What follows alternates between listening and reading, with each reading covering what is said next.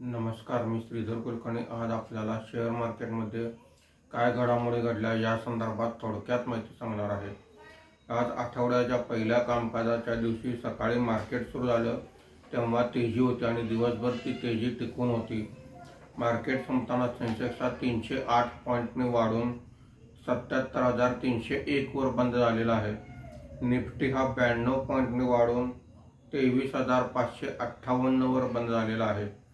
आजच्या कामकाजामध्ये BSE reality index 2.11%, BSE consumer durable index 1.27%, BSE CPSE index 1.28% वर आहेत।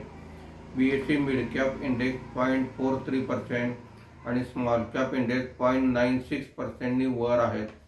आजच्या कामकाजामध्ये निफ्टीमध्ये वाढलेले मुख्य शेअर्स पुढील प्रमाणे आहेत। Shriram finance 3.57%, power grid 3.20%, Wipro 3.01%, Titan company 1.67% अशी वाढ आहे।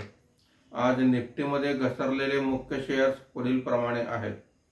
Maruti Suzuki 2.21%, doctor Reddy's lab 1.54%, Tata steel 1.11%, UltraTech cement 1.10% अशी घसरण आहे। आज FIIने 2,569 कोटी रुपयांची खरेदी केलेली आहे। देशीय वित्तीय संस्थांनी 1,556 कोटी रुपयांची खरेदी केलेली आहे। धन्यवाद।